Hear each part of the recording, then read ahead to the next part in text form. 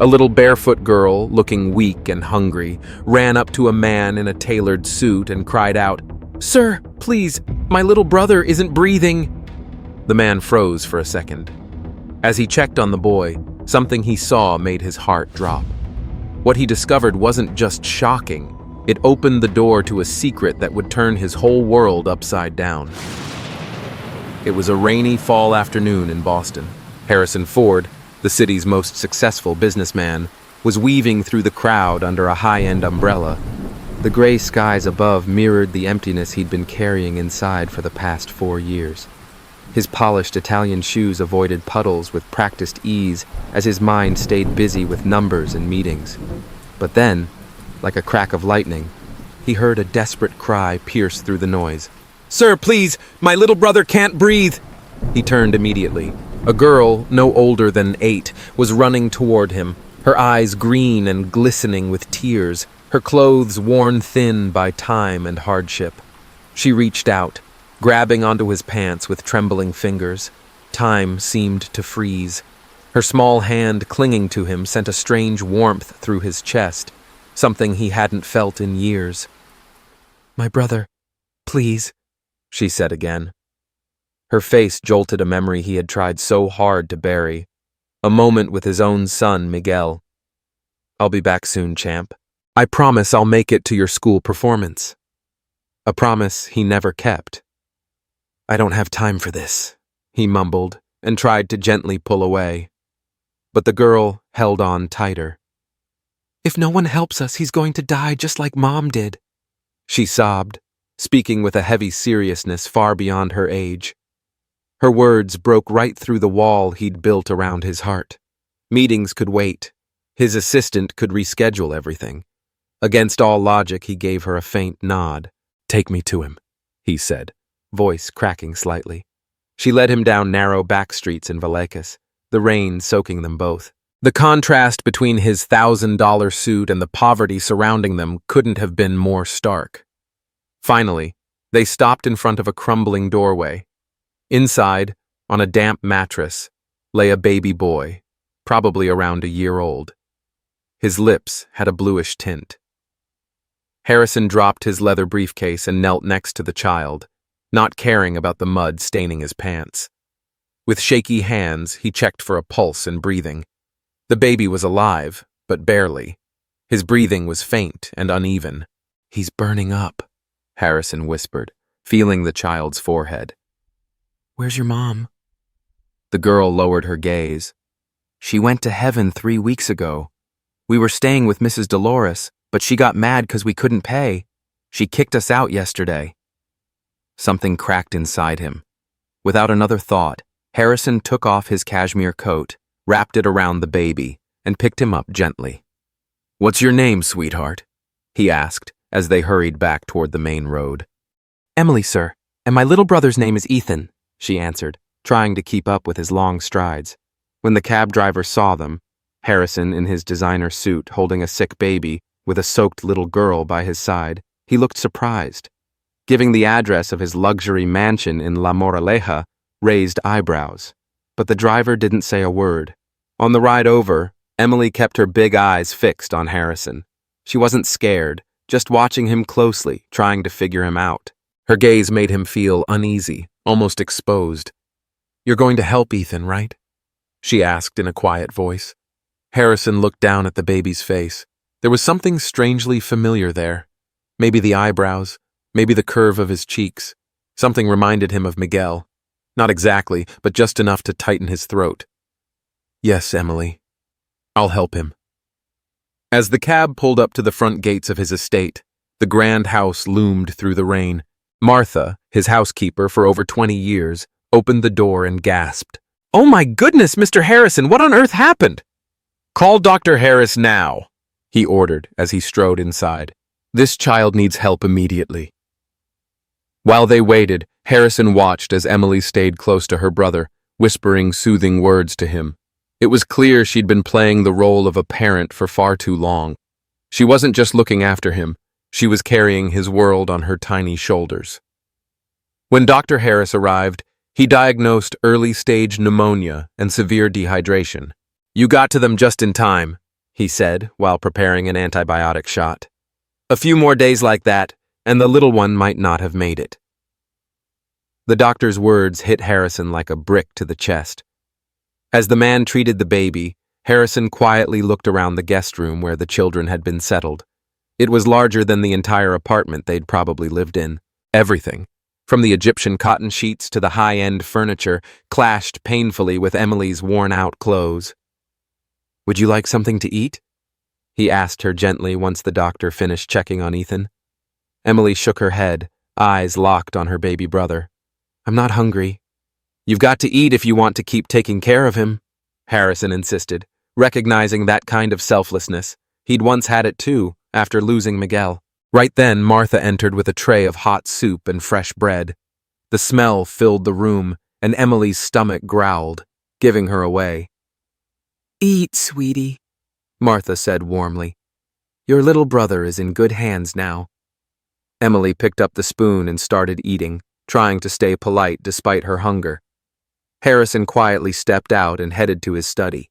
He needed a moment to breathe, to reshuffle his schedule, to make some calls. But instead, he just sat there, staring at a framed photo on his desk. Miguel, smiling in his soccer uniform on his last birthday. "Why did I bring them here?" he whispered to himself. He wasn't the kind of man who made decisions on impulse. He'd built an entire real estate empire by keeping his emotions in check, by focusing only on numbers and gains. And now he had 2 kids in his house that he didn't even know. His phone rang, pulling him from his thoughts. It was Henry, his CFO, reminding him about the big meeting he had ditched. Harrison gave him quick instructions, pushing off key decisions until tomorrow. For the first time in years, numbers weren't the only thing occupying his mind. When he returned to the guest room, Emily was asleep next to her brother, her small hand resting protectively over his chest. Ethan's breathing was steadier now, his little body rising and falling with more ease. The sight pulled Harrison back in time. Long nights watching over Miguel when he had fevers, whispering bedtime stories until he fell asleep, promising he'd always keep him safe. Promises he couldn't keep. Harrison stepped closer, careful not to wake the girl. Ethan opened his eyes for a brief second, deep brown and full of quiet trust. For a moment, it felt like the baby was looking straight into Harrison's soul before drifting back to sleep. "Miguel," Harrison whispered, the name slipping out before he could stop it. His eyes welled up, and for the first time in 4 years, the tears came freely. He didn't try to stop them. In the dim quiet of that room, far from the watchful eyes of employees and investors, Harrison Ford allowed himself to feel everything he'd buried under years of non-stop work and ruthless ambition. What he didn't realize was that Emily had woken up. She watched him silently from the bed, a silent witness to a moment the powerful businessman would never have allowed anyone else to see. The next morning, Harrison walked into the kitchen earlier than usual and was surprised to find Emily helping Martha with breakfast. She moved around the kitchen like someone who had been doing house chores most of her life. "Good morning," he said awkwardly. It had been a long time since kids were part of his daily life. "Good morning, sir," Emily replied, still slightly wary. "Ethan slept all night. I think he's getting better." "The doctor's coming to check on him again today," Harrison said, taking the cup of coffee Martha handed him. "And please, just call me Harrison." A quiet tension settled between them. There were so many questions he needed to ask, and even more decisions to make. Clearing his throat, he began, "Emily, I need to understand more about your situation. Do you have any other family? Anyone who can look after you and your brother?" She slowly shook her head. "Grandma passed away before I was born. Mom said Dad left when he found out she was pregnant with Ethan. We don't know anyone else." Harrison nodded, absorbing that. "Do you know where your mom worked?" "She cleaned houses and offices. After Ethan was born, she got really sick. She tried to keep working, but it got harder and harder. One day she fell asleep and never woke up." The way Emily shared her story, so plain, so calm, hit Harrison harder than any loud sobs could have.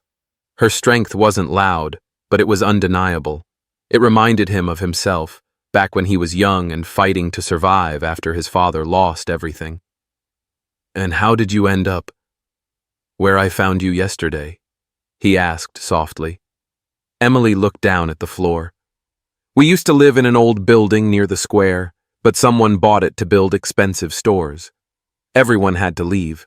Mom kept saying we'd get a new place, but no papers ever came. Then she died and Mrs. Dolores took us in for a while, but..."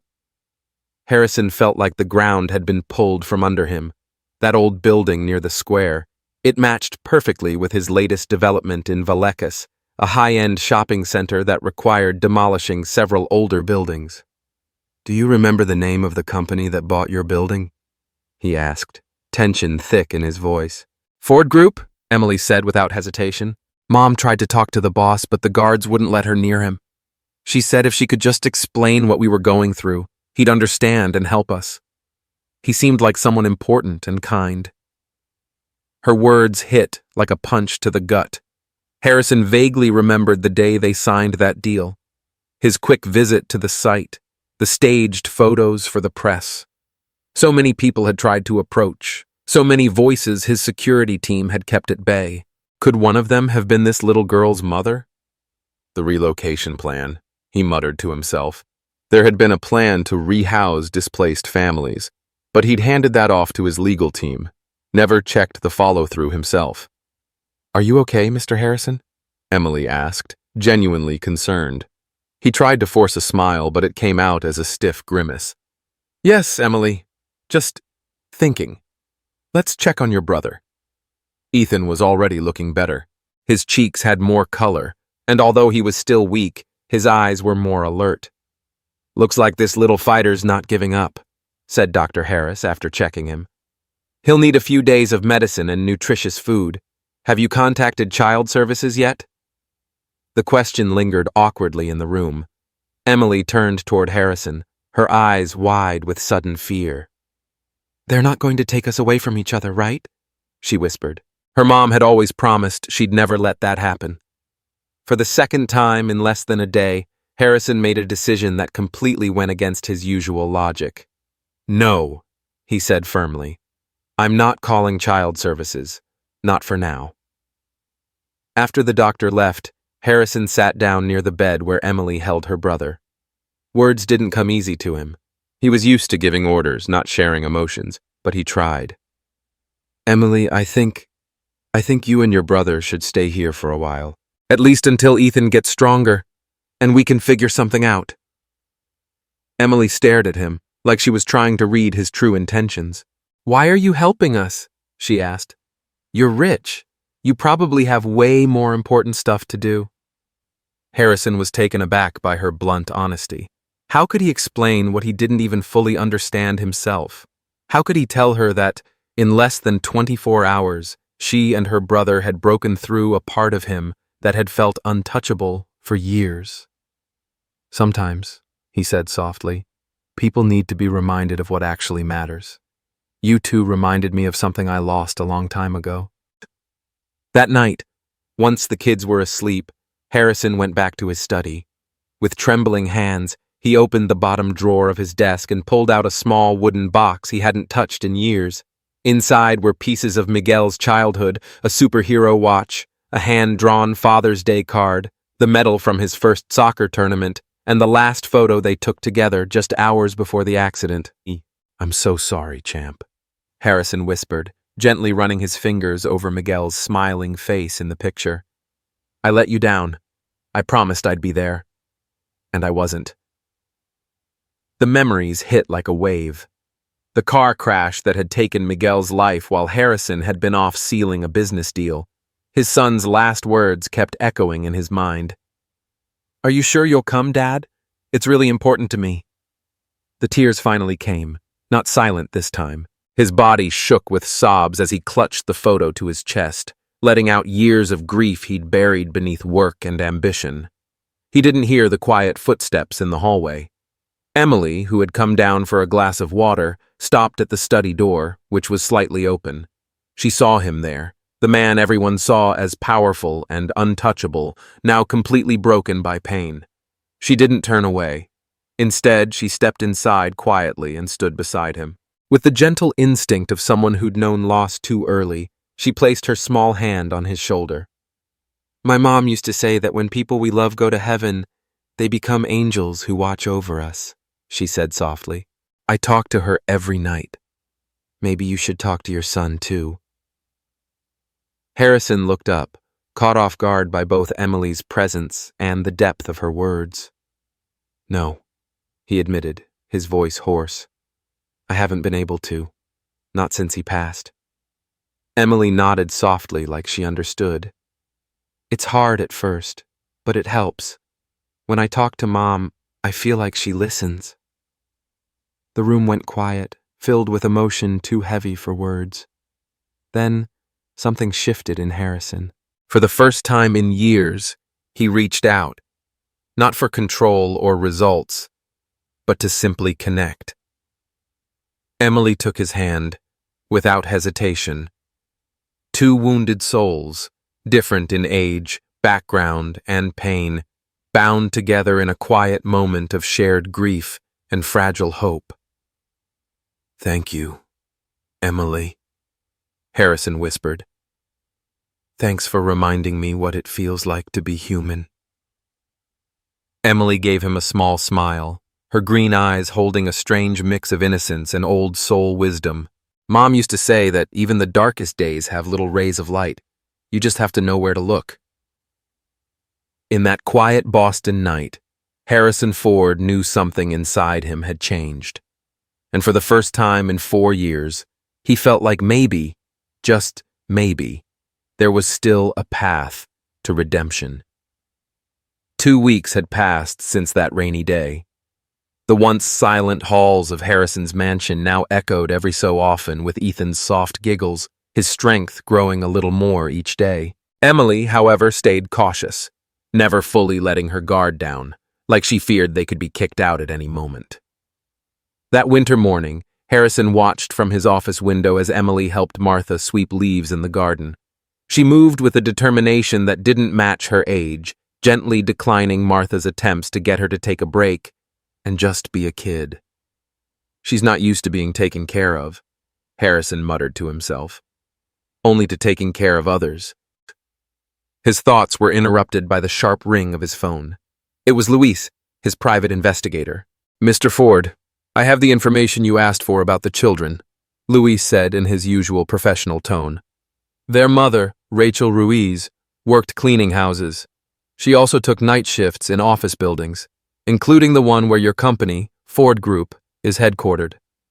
Harrison clenched his eyes shut, guilt washing over him in waves. And what about the eviction? I looked through all the paperwork tied to the Vallecas Plaza project, Luis went on. The legal team outsourced the relocation process to an external firm. Official reports claim that all families were properly notified and given new housing, but that's not the full story. It clearly wasn't, Harrison said bitterly. No, sir. I found serious discrepancies. That company faked several documents to pocket the full budget without doing the actual work. At least 12 families, including the kids, were left stranded in legal limbo. Harrison felt like the air had been knocked out of him. His company, his project, his failure to double-check something so critical. I want the names of everyone involved on my desk first thing tomorrow, he ordered, his voice shaking with anger. And I want to know where all those families are now. After hanging up, he glanced at the framed photo of Miguel on his desk. What would you think of your dad now, Miguel? He whispered. Just then, Martha's panicked voice screamed from the garden. He bolted outside to find Emily collapsed among the fallen leaves, her face pale and drenched in sweat. She's burning up, Mr. Harrison, Martha cried, cradling the girl in her arms. Without hesitation, he scooped Emily up and rushed her to the car. Call Dr. Harris and tell him we're headed to the hospital, he said urgently, strapping her into the back seat. On the way, Emily drifted in and out of consciousness. In the middle of a coughing fit, she reached for his sleeve with surprising strength. Don't let them take Ethan away, please, she whispered, barely audible. I promised Mom I'd always protect him. Something inside Harrison shattered. Seeing this little girl, weak and burning with fever, still worried more about her brother than herself. It was a painful contrast to the self-centered life he'd been living for years. "I promise," he said, his voice breaking. "No one's taking Ethan from you, and I'll take care of both of you for as long as you need me." At the hospital, Dr. Harris confirmed what Harrison feared: pneumonia. The time spent out in the cold and rain, combined with months of poor nutrition, had taken its toll on Emily's already fragile health. "She'll need to stay here for a few days," the doctor explained. "We caught it in time, but she needs rest, warmth, and proper care." Harrison sat beside her hospital bed, watching her sleep, her hand still loosely curled as if holding on to something, or someone. And in that moment, he made another silent promise. This time, he wouldn't fail. That first night at the hospital, Harrison never left Emily's side.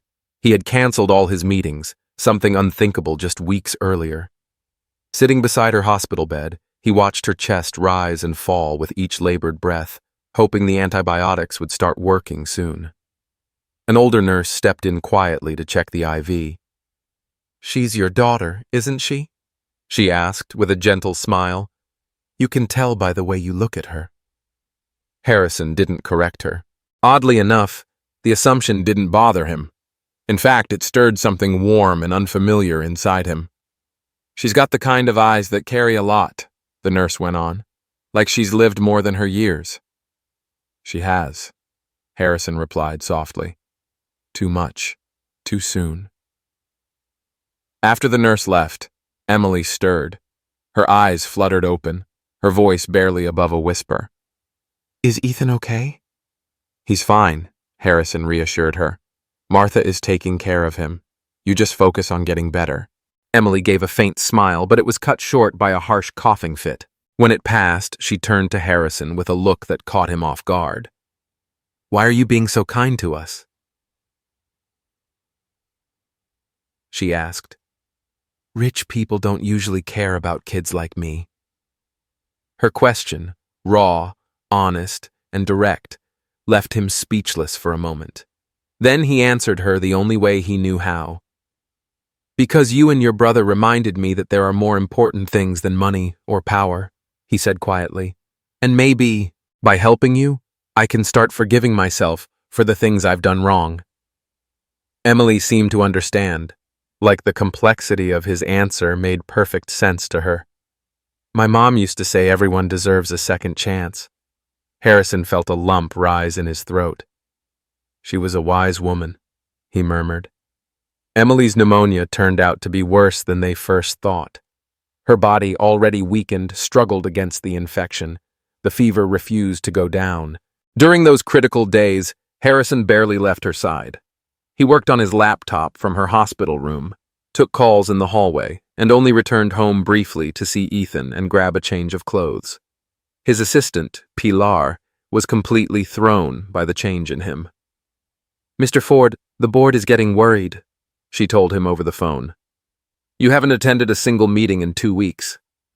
"Tell them I'm dealing with something personal," he replied flatly. "But the Vallecas Plaza project is at a turning point, and the investors—" "I said it's personal, Pilar," he cut her off, his voice firm. "Vallecas Plaza can wait." The man who had once put business above all else, who had lived for deadlines, deals, and dominance, was now sitting quietly beside a sick child, her fragile breath mattering more to him than any financial forecast. One afternoon, while Emily was sleeping, Harrison was surprised by an unexpected visitor, his ex-wife, Mercedes. She entered the room with her usual calm grace, a concerned look on her face. "Pilar called me," she said softly.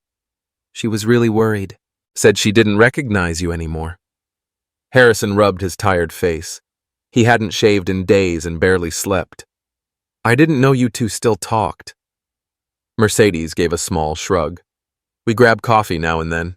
She's worried about you. So am I." An awkward silence settled between them. It had been nearly 3 years since they'd last spoken, inside a lawyer's office finalizing the divorce. Miguel's death had torn their marriage apart. Instead of bringing them closer, the grief had driven a wedge that neither of them knew how to heal. "Who is she?" Mercedes asked, glancing toward the sleeping Emily.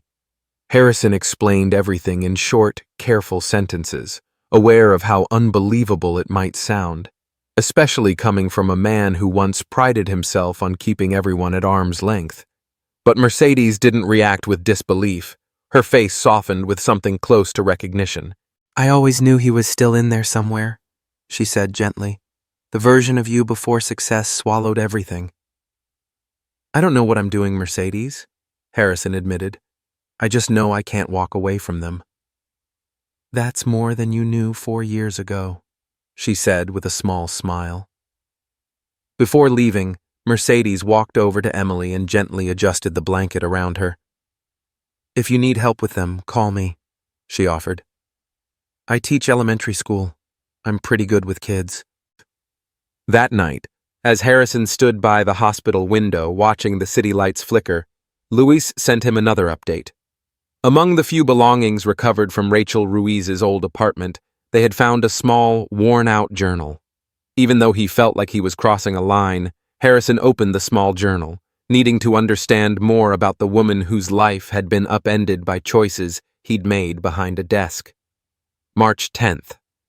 Today I watched them tear down our building. One entry read, Mr. Ford, the owner of the company, came for a photo. He looked so polished, so far away. I tried to speak to him, to explain what was happening to us, but the security guards wouldn't let me get close. I wish he could see the faces behind the numbers in his contracts. Emily asked me where we're going to live. I didn't know what to tell her. Harrison closed the journal, feeling sick. He remembered that day all too well, the press photos, the champagne toast, the excitement over his ambitious new shopping center. He hadn't seen anyone's face, just numbers, just progress. "I'm sorry, Rachel," he whispered to the woman he'd never met. A week later, Emily was finally discharged from the hospital. When they returned to the mansion, Ethan squealed with joy and ran toward them. The baby had been thriving under Martha's care. He'd put on weight and was becoming more expressive by the day. "Mina! Mina!" he shouted, reaching his chubby arms toward his sister. Still recovering but visibly emotional, Emily dropped to her knees and hugged him tightly, tears running down her cheeks. "Hi, little guy. I missed you so much." Watching them reunite brought a bittersweet ache to Harrison's chest. Their bond, pure, unshakable, reminded him of everything he'd lost. But it also awakened something he hadn't felt in years. The urge to protect, to belong, to be part of something that mattered more than business deals. That night at dinner, Emily barely touched her plate. She seemed distracted, lost in thought. "Are you feeling okay?" Harrison asked, wondering if her fever had returned. She looked up at him with serious eyes, her voice steady. "What's going to happen to us now?" The question caught him off guard. He had been so focused on her recovery that he hadn't let himself think about what came next. "You can stay here as long as you need," he said honestly. "This house is too big and too quiet for just me, anyway." Emily didn't look convinced. Her expression turned thoughtful, almost skeptical.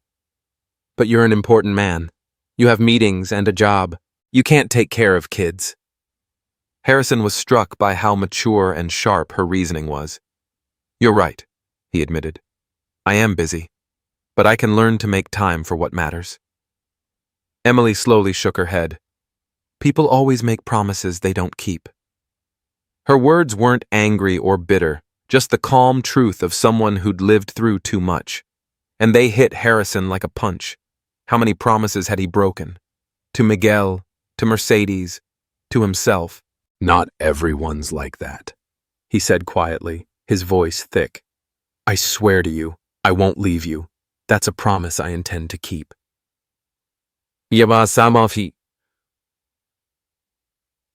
That night, Harrison had a nightmare.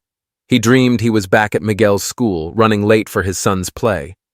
But when he opened the theater doors, it was Emily and Ethan standing on stage, scanning the crowd with frightened eyes as the building started collapsing around them. He jolted awake, gasping, calling out Miguel's name. To his surprise, Emily was standing next to his bed, watching him with a calm mix of concern and understanding. "Bad dream?" she asked gently.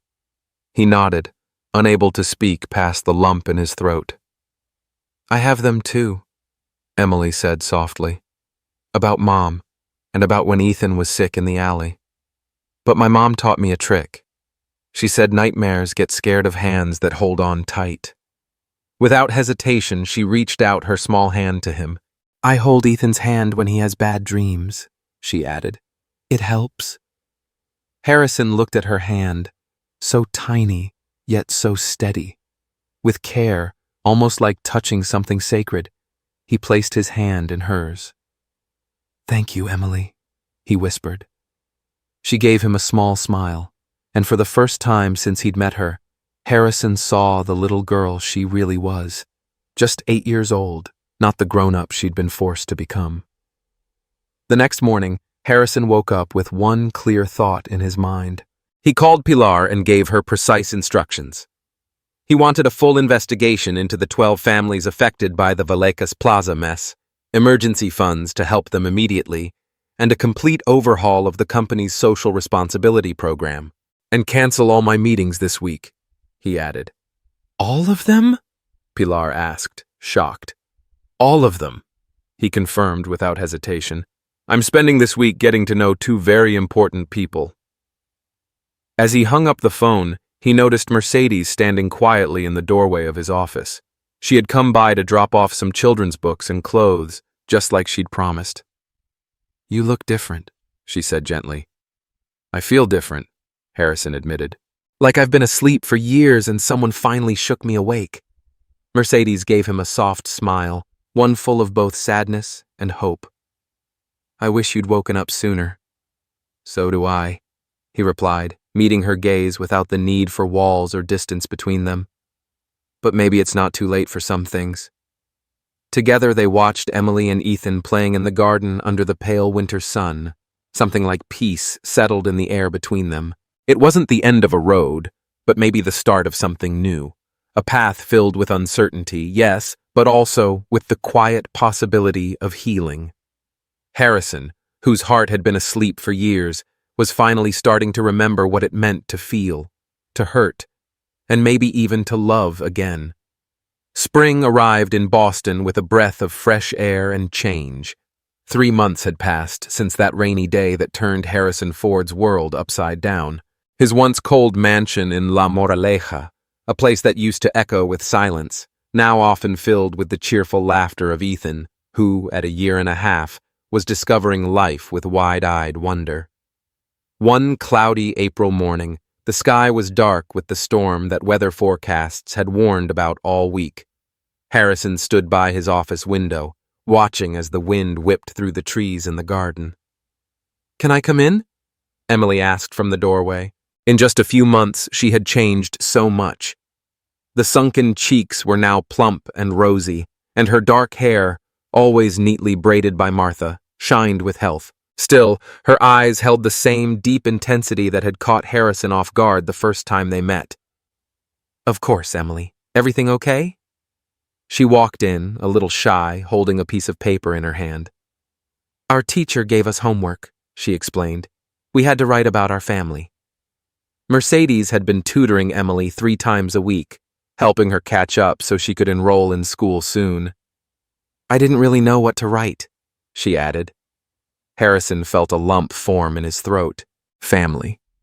A word that had lost all meaning to him over the years, now resurfacing with new weight, new hope, and no shortage of fear. "Can I read it?" he asked gently. Emily hesitated, then handed it over. Her writing was small and neat, filling half the page. "My family used to be just me, Mom, and Ethan. Then it was only Ethan and me, and we were really scared. Now we live with Mr. Harrison in a big house.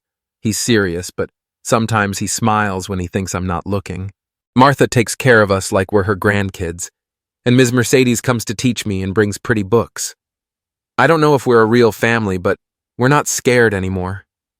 Harrison looked up, his eyes glassy with emotion. "It's beautiful, Emily," he managed to say. Can I keep it? She nodded but studied him carefully. I wasn't sure if it was okay. I didn't want to lie and say we're a family. Families are forever, and I don't know how long we'll be here. Her words, simple and honest, struck something deep inside him. For months, he'd been so focused on making sure the kids had what they needed day by day, he hadn't stopped to ask the bigger question. What comes next? Emily, he began, choosing his words carefully. I can't predict the future, but what I can tell you is this. While I'm here, you and Ethan will always have a home with me, and if that makes us a family, then maybe we already are, in our own way. She looked thoughtful, as if weighing the meaning of his answer, caught somewhere between hope and doubt. A loud crash outside suddenly broke the moment. The storm had arrived with full force. Heavy rain slapped against the windows, and wind howled through the trees. Ethan! Emily gasped. He was on the porch, with Miss Martha. They both rushed toward the back of the house. Just as they feared, Martha and the little boy had been caught in the storm. They were running toward the house, Ethan crying from the thunder. They're coming! Harrison called out, relieved. But in that same instant, a deep, terrifying crack rang out over the roar of the rain. One of the huge branches from the old oak tree, weakened by the wind, split off and fell directly in the path where Martha and Ethan were running. Without thinking twice, Harrison rushed into the pouring rain. Martha, soaked and trembling, was clutching Ethan tightly against her chest, shielding him the best she could. The baby was crying uncontrollably. Give him to me, Harrison shouted, reaching out with open arms. Martha handed over the child, and Ethan immediately wrapped his arms around Harrison's neck, holding on with all his strength. Let's go, Harrison urged, grabbing Martha's arm to help her through the yard, now turned dangerous as branches snapped and fell around them. By the time they made it to the porch, all three of them were drenched. Emily ran out to meet them, holding towels she had grabbed from the hallway closet. Are you okay? She asked anxiously, wiping the water from her brother's face. Ethan, over the initial scare, was now giggling at the funny towel game his sister had turned it into. Children's ability to bounce back never failed to amaze Harrison. We're fine, sweetheart, Martha said with a comforting smile. Thanks to Mr. Harrison. Later that night, once the kids were asleep and the storm had begun to settle, Harrison got an urgent call from Luis. Mr.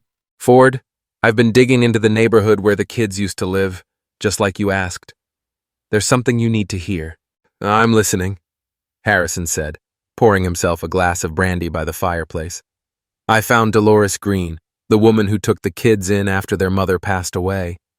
Turns out she held on to some of Rachel Ruiz's personal belongings, things the kids couldn't take with them when they were kicked out of their apartment. Harrison's heart skipped a beat. What kind of belongings? Mostly photos, a few papers, and a locket that Rachel always wore. It belonged to her grandmother. Where is she now? She's living in a low-income building in Carabanchel. Honestly, it's in rough shape. The storms tonight have caused major leaks. When I called about an hour ago, she was trying to save whatever she could from the flooding. Harrison looked out the window. The rain had lightened, but it was still steady and cold. Send me the address, he said firmly. I'm going there. Martha looked alarmed when she saw him putting on his coat at nearly 11 at night. You're heading out in this weather, Mr. Harrison? That's dangerous. I have to go, Martha. For the kids? Yes, he said simply.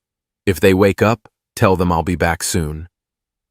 The neighborhood of Carabanchel in South Boston was a maze of aging apartment blocks and narrow, waterlogged streets. Harrison struggled through the storm in his car until he reached the building. It looked as bad as Luis had described. Water pouring in from broken drain pipes, neighbors working together in the rain trying to redirect the flood.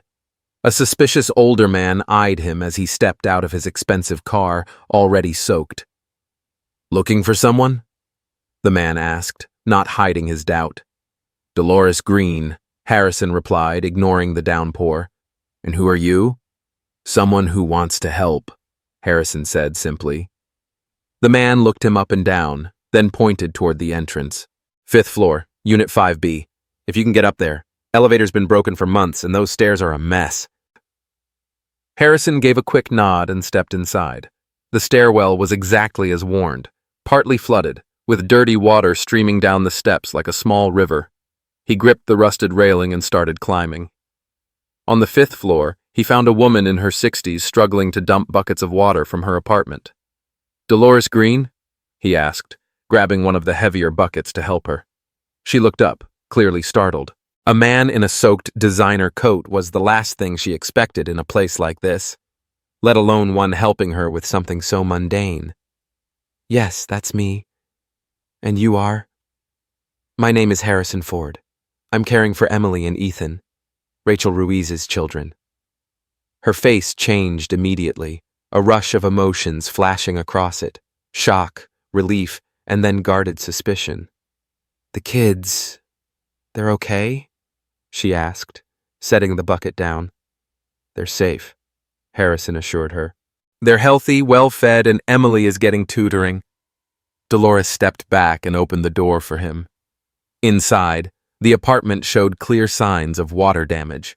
Walls stained, floors soaked, towels laid out everywhere to keep things from getting worse. "I was told you kept some of Rachel's belongings," Harrison said gently. "I'd like to get them back. For the kids." She gave him a long, piercing look. "Why would a man like you care about 2 poor kids?" she asked bluntly. "What do you get out of this?" The question, though direct and laced with suspicion, didn't catch Harrison off guard. He completely understood why Dolores didn't trust him. "I don't gain anything from this," Harrison said honestly.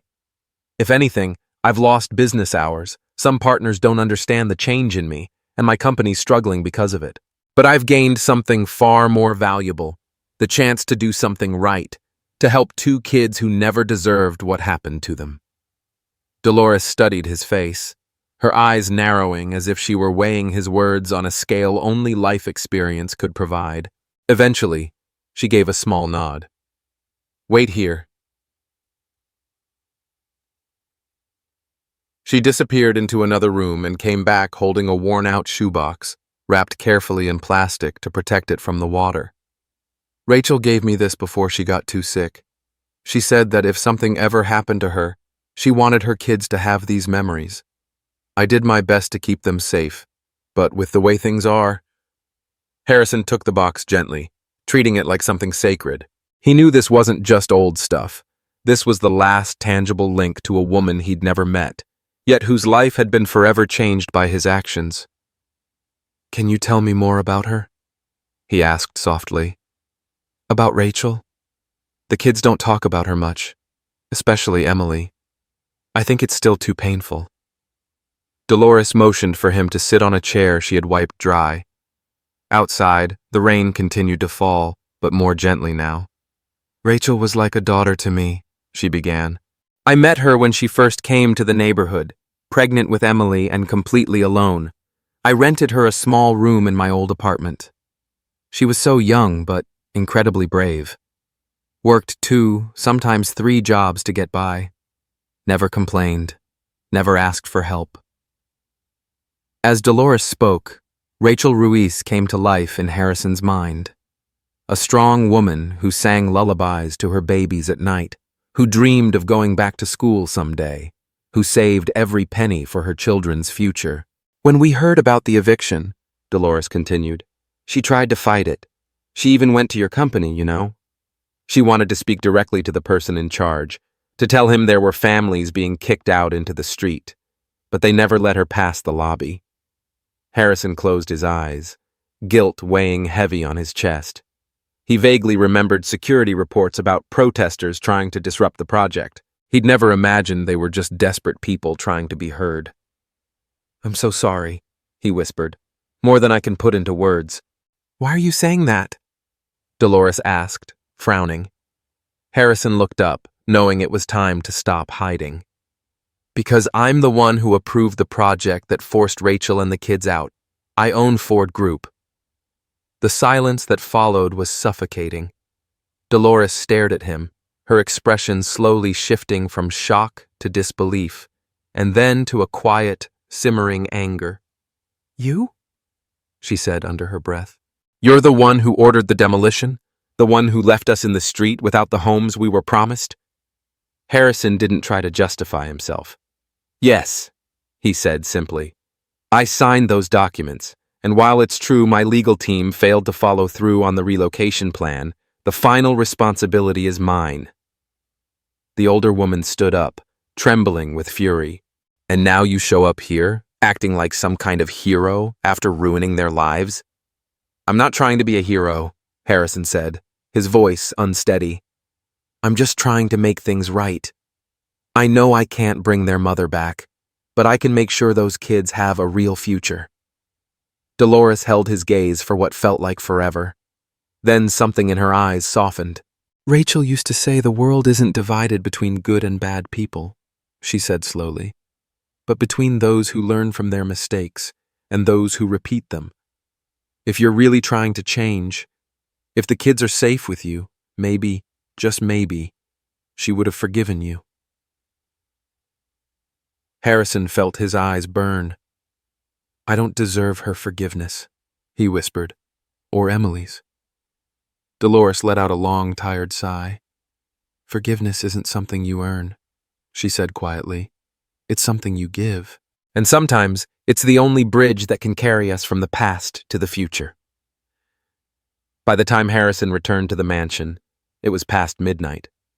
He was soaked and exhausted, carrying the shoebox carefully in his arms. Emily was still awake, curled up by the living room window, hugging her knees. I was worried, she said softly when she saw him. Ms. Martha said you went to do something important. For us. Harrison sat beside her and placed the box gently between them. I found some of your mom's things, he said in a low voice. Photos, letters, things Dolores kept safe for you and Ethan. Emily's eyes widened. Her hands trembled as she opened the box. Inside, wrapped in tissue paper, were pictures of Rachel with her children, a few handwritten letters, a silver locket with a tiny emerald, and an old notebook that looked like a diary. The grandmother's locket, Emily whispered, holding the medallion gently between her fingers. Mom always wore it. Harrison watched in silence as she carefully picked up each photo, each keepsake, her face shifting between quiet joy and deep sadness. In some pictures, Rachel looked radiant, holding a newborn Ethan or hugging Emily in what looked like a sunny park. She was beautiful, Harrison said quietly, and meant it. Emily nodded, tears starting to roll down her cheeks. She used to sing to us every night, she said softly, even when she was so tired she could barely stay awake. It was the first time Harrison had seen Emily's brave, grown-up shell truly crack. Her small body started trembling with the weight of everything she had tried to hold in for so long. Without overthinking it, Harrison reached out and gently pulled her into a hug. To his surprise, she didn't pull away. Instead, she collapsed into him and sobbed, finally letting go of months of grief, fear, and longing. I miss her so much, Emily cried. Sometimes I dream she's coming to get us, that all of this was just a bad dream, and then I wake up and... I know, Harrison whispered, stroking her hair softly. I know, sweetheart. They stayed like that for a long time, Harrison holding her while she cried for the mother she'd lost. He didn't try to offer empty words or impossible promises. He just stayed there with her, steady and present. When the tears finally stopped, Emily looked up at him, her eyes still red but clearer, lighter somehow. I've been mad at her, she admitted quietly, for leaving us. I know she didn't want to and that she was sick, but I was still mad. That's okay, Harrison said gently. Anger's a part of grief. I was angry at my son too when he died. I felt abandoned, even though I knew it wasn't his fault. Emily looked at him with surprise. It was the first time he had spoken so openly about Miguel. How did he die? She asked, with the blunt honesty only kids can have. Harrison took a breath. Car accident. He was on his way to a school play. I had promised I'd be there, but I had an important meeting. I told him I'd come later. I never made it. The car he was in, with his nanny, was hit by a truck. They both died instantly. Emily listened quietly, taking in every word. "That's why you have nightmares," she said at last. It wasn't a question. "Yes," Harrison admitted. "I dream I'm always too late. I can never get there in time to save him." Emily reached out and took his hand in a surprisingly grown-up gesture. "It wasn't your fault," she said firmly. He gave her hand a gentle squeeze. "And it wasn't your fault either, Emily. Your mom didn't leave you on purpose, and you couldn't have saved her." Her face softened, like something heavy had finally lifted from inside. "Do you think she's with your son?" she asked after a long pause. "In heaven?" Harrison, who hadn't believed in much for a long time, found something in her eyes that made him want to believe again. "I'd like to think so," he said honestly, "that they're in some beautiful place, watching over us." Emily gave him a small smile, the first real smile he'd seen from her. "Me too," she said. That night, as Harrison rocked her gently until she fell asleep, he knew something had shifted between them. Not just a connection to the past, but a doorway to a future he no longer feared. The next morning, he called his lawyer. He had made a decision that would change everything. By the time summer rolled into Boston with its intense heat, 9 months had passed since that life-altering moment in the rain. Life at the mansion in La Moraleja had settled into something that resembled peace. Messy, imperfect, but real. Ethan, now almost 2, ran through the garden chasing butterflies, his giggles echoing through the halls that had once known nothing but silence. Emily, finally free to be the 8-year-old she was, spent her days reading, playing, and counting down the weeks until she'd start school in September. Harrison sat on the terrace, a pile of financial reports in front of him, his expression tense. The numbers were clear. Ford Group was in trouble. His long absence, the canceled meetings, the delays in decision-making, and his shift in priorities had taken a toll. 3 of the company's biggest clients, nearly 40% of their annual revenue, had moved their business elsewhere. Investors were getting nervous. And now, there were rumors of a possible hostile takeover beginning to circle. "Mr. Harrison," Martha said, stepping onto the terrace. "You have an urgent call in your office. It's your father." Harrison let out a long breath. That was the 3rd time Francisco Ford had called this week. Even at 75, the old man remained a powerful presence in Boston's business world, despite having officially stepped down 5 years ago and leaving the family empire in his son's hands. "Thanks, Martha. I'll be right there." Before getting up, Harrison glanced toward the garden. Emily was reading under the shade of an elm tree, keeping one eye on her little brother as he played nearby. The change in her over these past few months had been nothing short of incredible.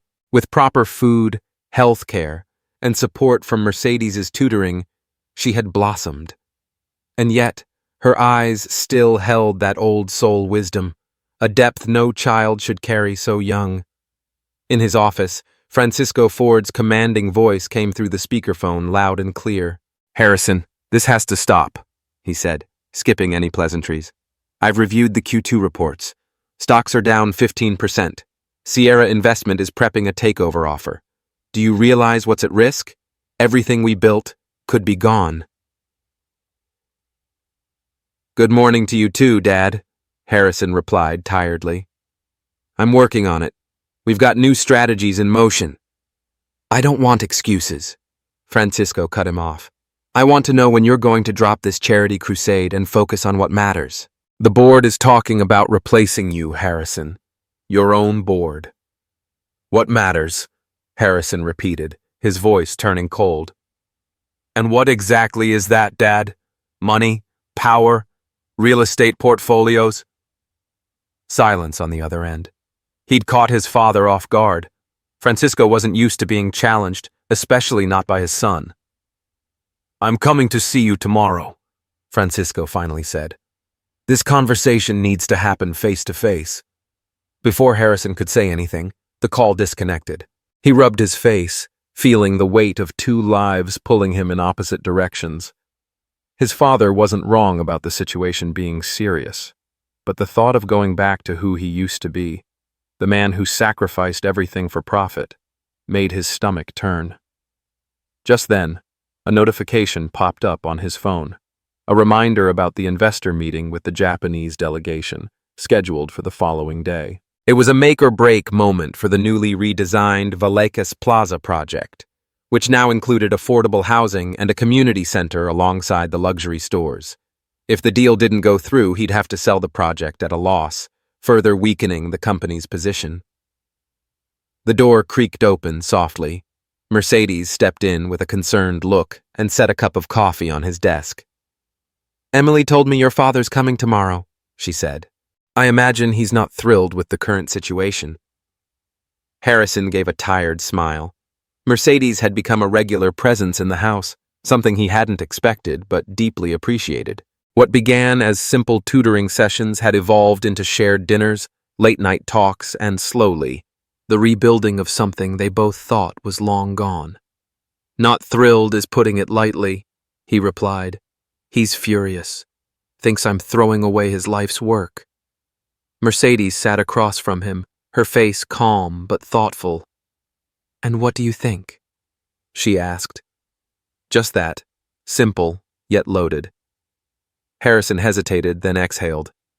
"I think he might be right. Not about the kids, that's non-negotiable, but about me not knowing how to balance both.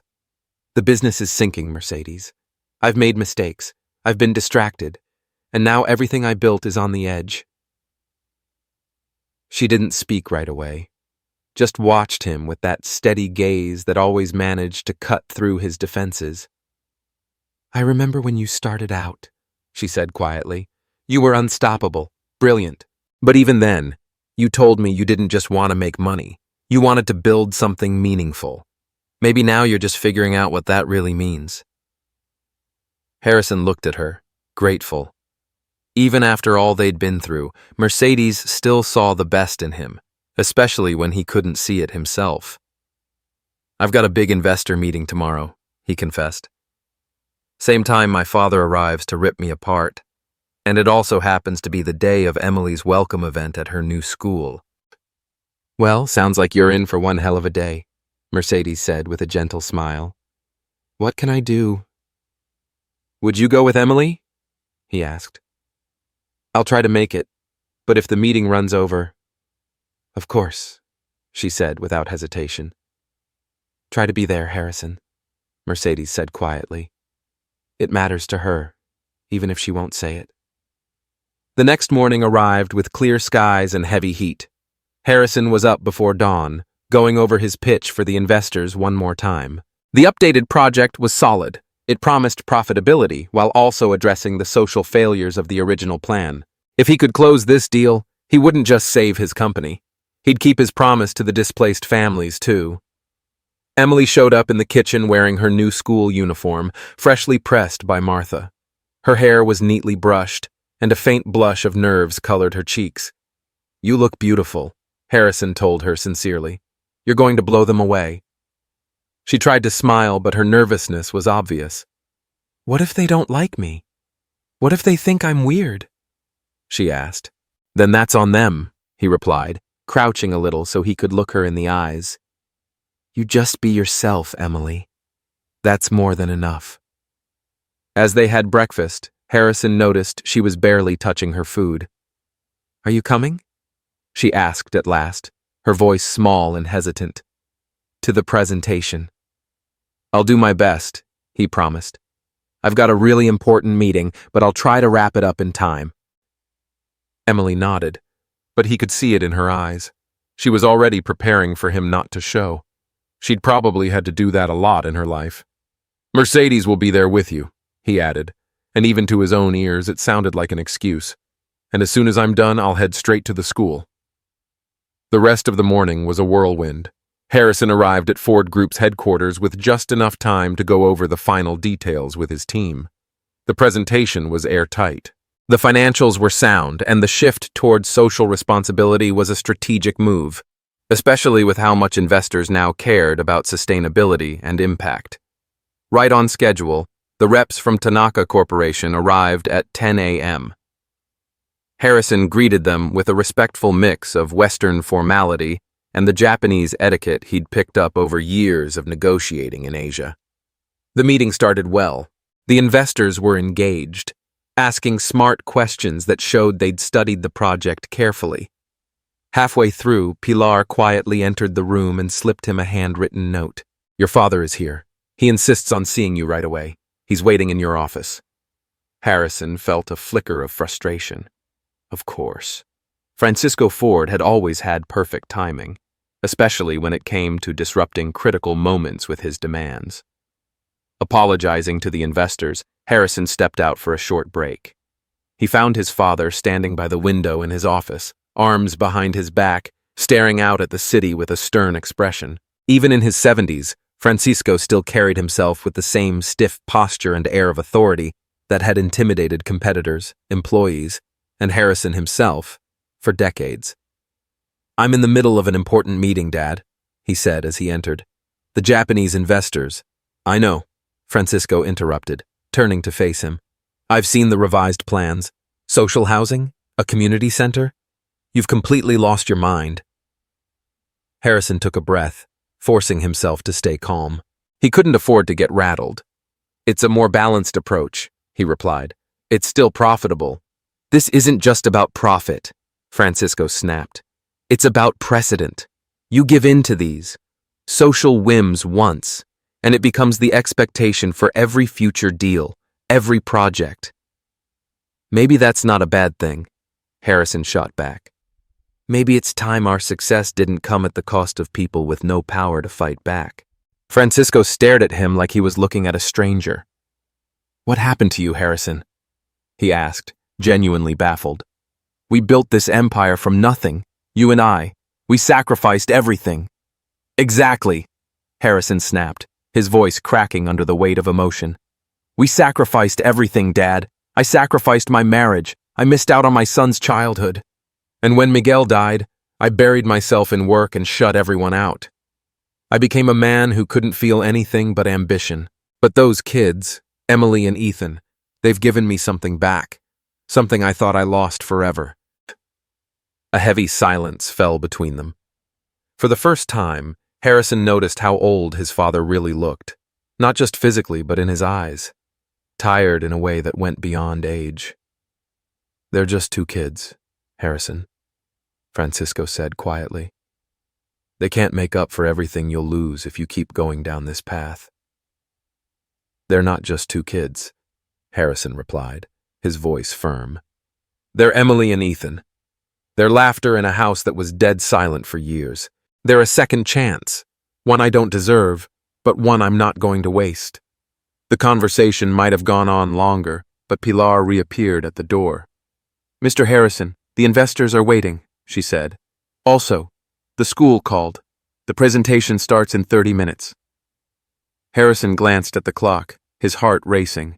The meeting with the Japanese investors would easily take another hour, and the school was all the way across town. There was no way he'd make it in time. "Tell them I'll be back shortly," he said, even though he knew every minute counted for the company's future. As Pilar left, Francisco watched him, his expression unreadable. "Go to the school," he said suddenly. "I'll handle the investors." Harrison stared at him, stunned. "You? But you've made it crystal clear that you don't agree with the new direction." "I'm a businessman, not a monster," Francisco replied with the faintest smile. "I can sell snow to Eskimos if I have to. Besides, I'm curious to meet the kids who've managed to turn my son inside out." Before Harrison could answer, the office phone rang. It was reception. "Mr. Ford, Ms. Mercedes is here. She says it's urgent." Mercedes never came to the office. A wave of dread washed over him.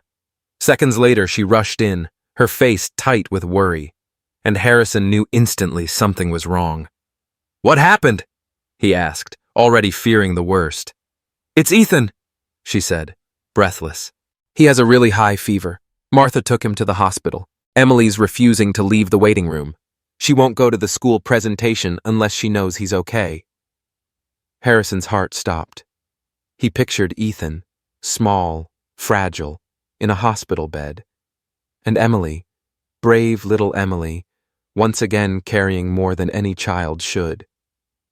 The company, the investors, the project, Francisco began, but Harrison cut him off with just a look. "A year ago," Harrison said firmly, "I would have stayed.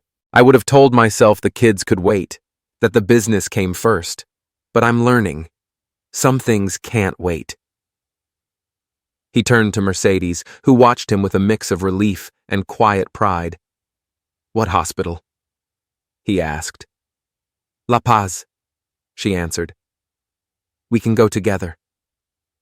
Harrison grabbed his jacket and headed for the door, only to realize his father was right behind him. "What are you doing?" he asked, genuinely surprised. Francisco Ford, the feared business shark, looked strangely calm. "I'm coming with you," he said simply. "The investors can wait. I'll deal with them later. Right now, I want to meet these kids." Harrison couldn't speak. Overwhelmed, he placed a hand on his father's shoulder, a gesture that, not long ago, would have seemed impossible, then hurried out. At the hospital, they found Emily in the waiting room, sitting stiffly in her chair, her eyes red but dry, like she'd run out of tears.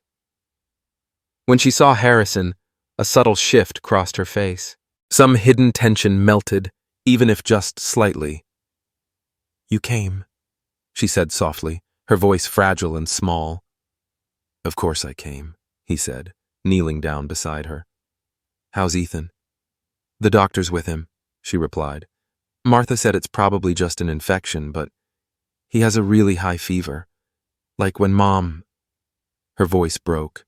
She couldn't finish the sentence, but the fear in her eyes said the rest.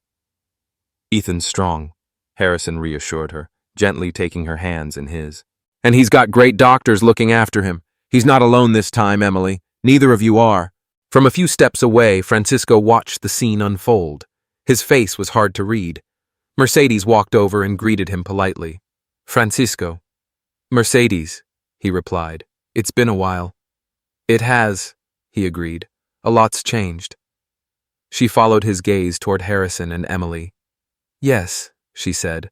"And for the better, I think." Francisco nodded slowly, as if agreeing with something he hadn't fully understood until that moment. Just then, the doctor stepped into the waiting area. His calm face eased the tension in the room. "The fever's going down," he announced. "It's an ear infection, common in kids his age. We've started antibiotics. He'll be okay. You can see him now, though he's still asleep." Relief swept through everyone like a wave. Emily stood up and rushed toward her brother's room, Harrison and Mercedes right behind her. After a pause, Francisco followed too. Inside, Ethan was sleeping peacefully. His cheeks were still a bit flushed, but the worst had passed. The quiet beeping of monitors filled the room, but it was no longer terrifying. Just steady. Safe. Emily gently climbed onto the hospital bed and took her little brother's hand, watching over him the way she always did. "He'll be just fine by tomorrow," the doctor said before leaving. "You can probably take him home later today." While the adults stood in a quiet corner of the room, Francisco kept his eyes on the children. "That girl," he said in a low voice. "There's something in her eyes." "She's seen too much," Harrison replied. "She lost her mom, almost lost her brother, and had to fight to survive when no one stepped in to help her." Francisco's face darkened. "And we were part of that, no one," Harrison added without flinching. "Our urban renewal project forced them out. The company we hired to manage the relocation failed, and I didn't bother to double-check. I was too busy staring at numbers instead of faces." A heavy silence settled between them. Francisco Ford had built his empire in a time when business was business and anything else was someone else's problem.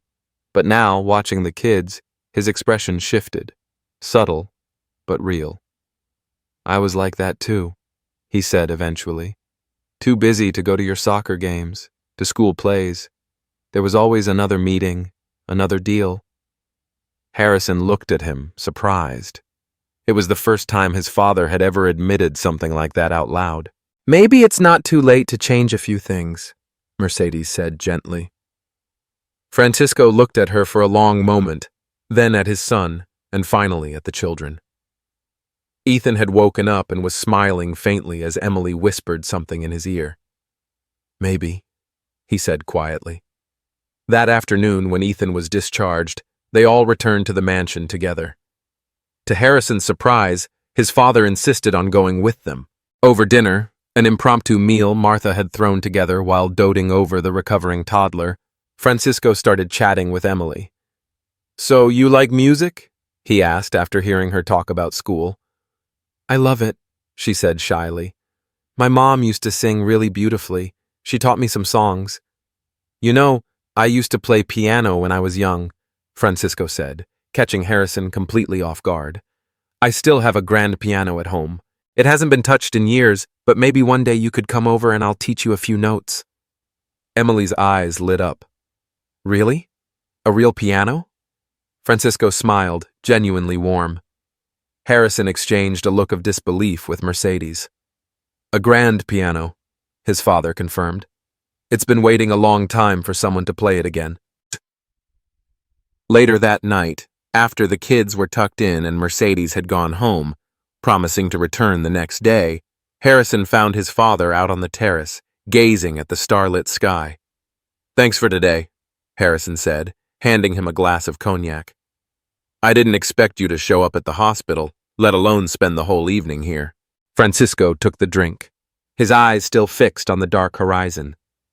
"There's something I need to tell you," he said, his voice low and serious. "I've been putting it off, but today made me realize time's more precious than we think." Harrison felt a chill crawl down his spine. There was something in his father's tone, final, heavy. "I'm listening," he said quietly, bracing himself. "I have cancer," Francisco said, steady but raw. "Terminal. The doctors gave me 6 months, maybe less." The words hit Harrison like a blow to the chest. For a moment, everything else faded. The garden, the stars, even the sweet smell of jasmine drifting in the air. "How long have you known?" he finally asked, voice barely audible. 3 months, Francisco replied, taking a sip of his drink. "Long enough to put things in order, long enough to think a few things through."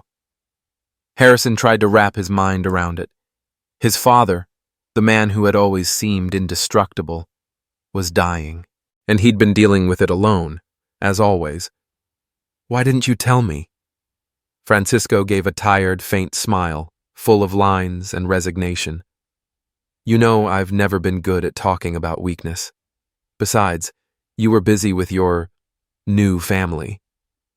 "This isn't weakness, Dad," Harrison said, his voice thick with emotion. "And I'm never too busy for something like this." His father stood in silence, taking in the night.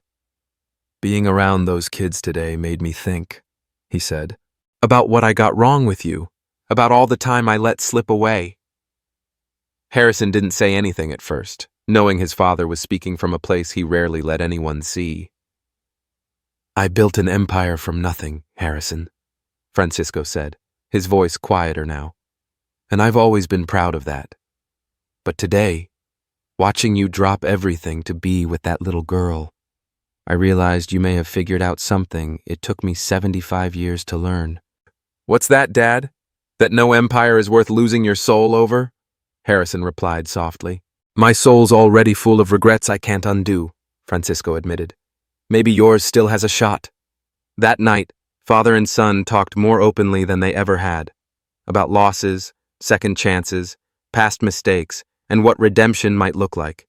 They spoke of the uncertain future of the company and of the very different future waiting for Emily and Ethan. When Francisco finally left, something between them had shifted. It wasn't a full reconciliation. Too many years and too much pain stood between them. But it was a beginning. The following weeks came like a storm. Francisco's illness became public within the family, just as a formal acquisition offer landed on Harrison's desk from Sierra Investment. The offer was insulting, an obvious play on the company's weakened state. It's a hostile move, said Henry, the CFO, during a tense board meeting. They know we're vulnerable and want to scoop up our assets for cheap. Everyone around the table looked anxious, waiting to see how Harrison would respond. In recent months, his priorities had clearly shifted. Some worried he'd simply walk away and accept the offer to be free of it all. "What are our options?" he asked, scanning the reports. "We could try to find another buyer, but that would take time. Or we could start a tough restructuring, sell off some assets, focus only on the profitable areas, and ride out the storm." Harrison nodded, deep in thought. Restructuring would mean months of intense work, hard decisions, inevitable layoffs, the kind of grind he had been avoiding since Emily and Ethan became part of his life. "I need to think it over," he said finally. Disappointment was visible on a few faces around the table.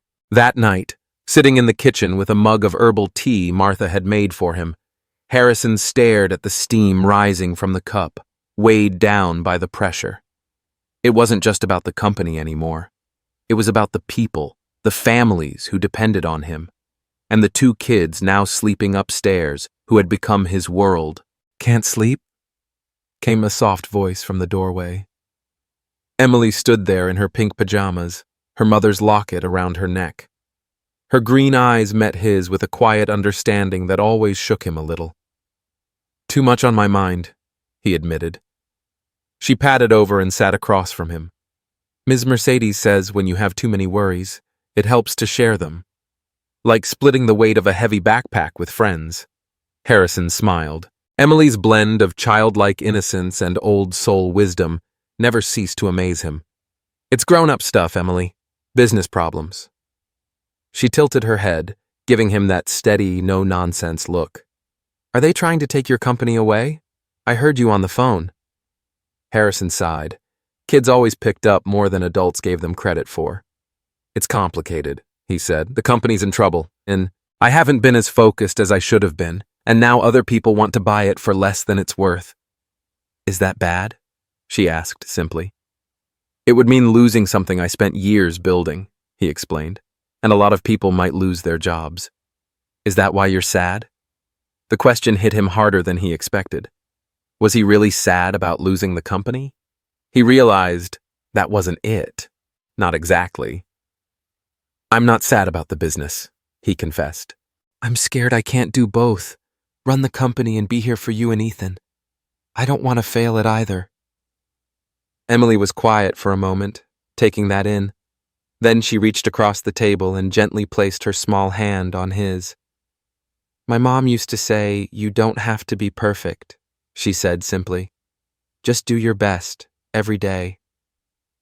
That line, so soft and unassuming, hit Harrison like lightning. He had spent so many years chasing perfection in his work, sacrificing everything else to maintain it.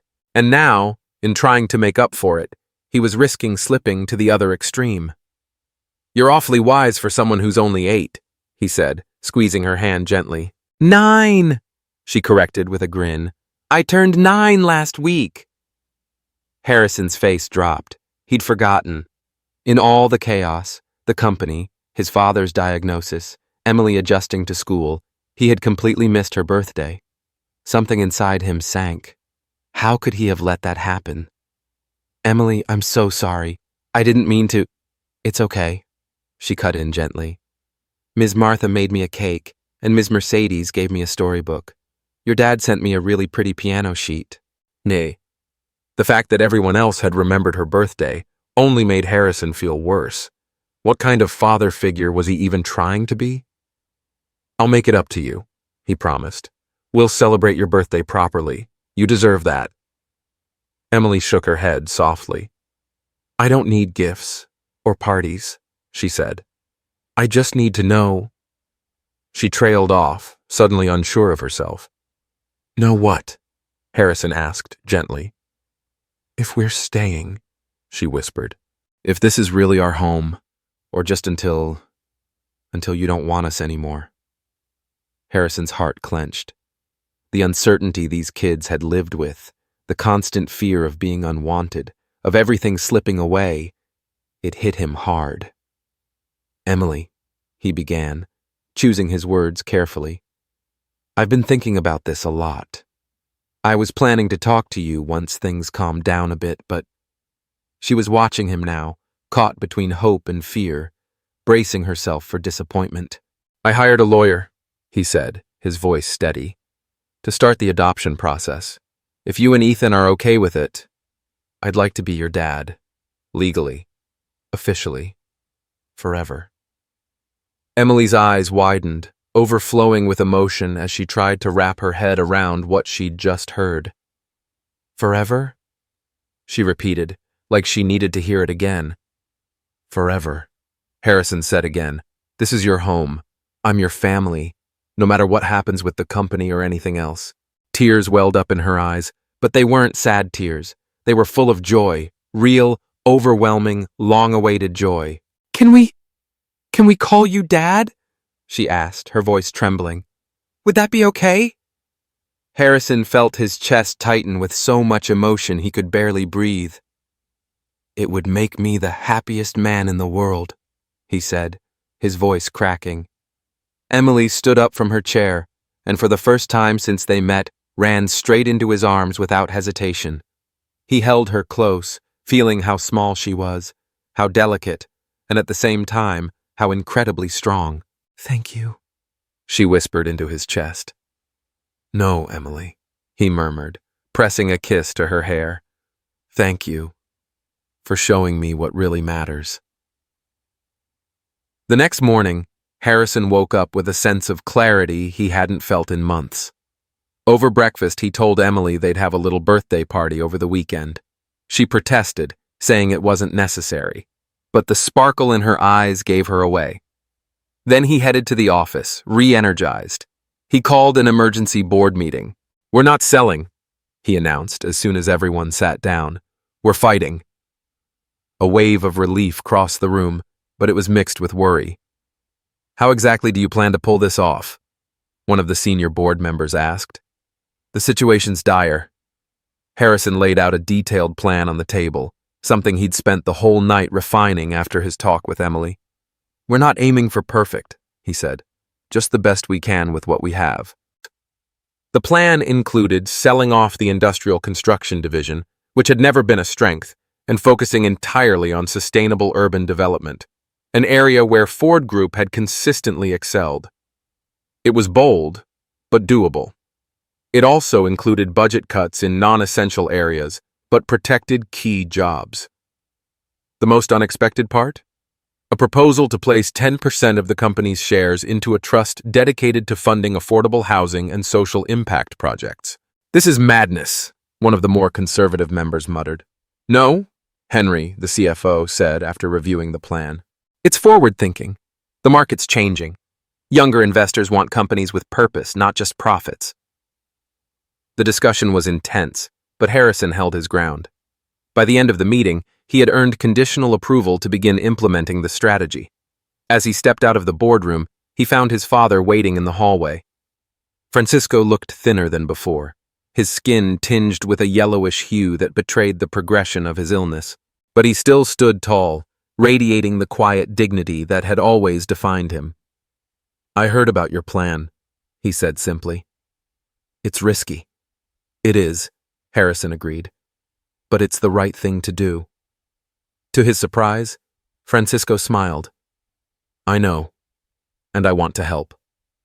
And so, father and son, two men who had once stood worlds apart, began working side by side in the weeks that followed to bring the restructuring to life. Francisco brought his years of experience and powerful connections, while Harrison led with a fresh, purpose-driven vision.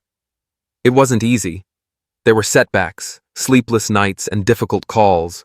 But for the first time in his career, Harrison found something that resembled balance.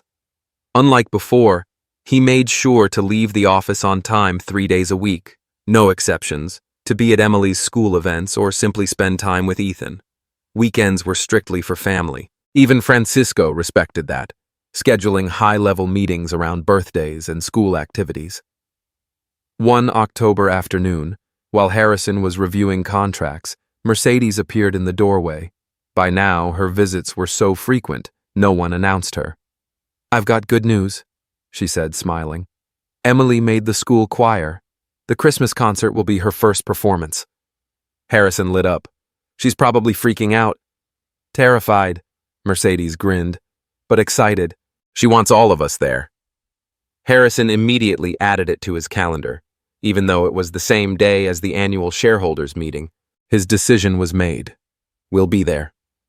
When he asked if she'd stay for dinner, Mercedes hesitated. Their relationship had evolved into something soft, slow, and undefined. Finally, she said, "I'd love to." Over dinner, Harrison watched her help Ethan eat while Emily excitedly recounted her day. It wasn't a typical family, but it was his. A family rebuilt from loss, stitched together with grace. By November, the pressure on Ford Group was intense. Sierra Investment had raised its offer, and Francisco's health was failing. Harrison split his time between hospital visits, crisis meetings, and home. During a chemo session, Francisco turned to him and said, "I want to meet the families, the ones from the Vallecas project." "Dad, you don't have to." "I do," Francisco said firmly. "I can't leave with that debt unpaid." So a week later, pale but dignified, Francisco sat down with representatives of the 12 families his company had displaced. "I can't undo the damage," he told them, "but I can try to make it right." He announced a personal fund, housing, education, job training, legal help. "I'm not asking for forgiveness, just a chance to do the right thing." Dolores Green approached him after. "Rachel would have appreciated this," she said. Francisco nodded, too moved to speak. In December, two things happened. Sierra Investment withdrew their offer, and Francisco entered the final stage of his illness. Despite his condition, he insisted on attending the Christmas concert. "I won't miss my granddaughter's debut," he said. Emily, hearing him say granddaughter, lit up with joy. That night, the school auditorium was packed. Francisco arrived in a wheelchair, defying doctor's orders. When Emily sang her solo, her voice clear, full of grace, Harrison reached for Mercedes's hand. Francisco leaned over, whispering his final clear words. "You've done something good, son." 3 days later, he passed away peacefully. His funeral drew not just the elite, but families from Vallecas, proof that even a flawed life can end with dignity. On New Year's Eve, Harrison toasted in the garden. To our family, not perfect, not traditional, but ours. That night, under the stars, Emily spotted a shooting star. "Make a wish," Mercedes whispered. Emily closed her eyes, then smiled. "What did you wish for?" Harrison asked. "Can't say, but I already have the most important thing. A real family." Harrison looked at them, feeling a joy deeper than any success had ever brought. That rainy day, he thought he'd saved 2 children, but they had saved him.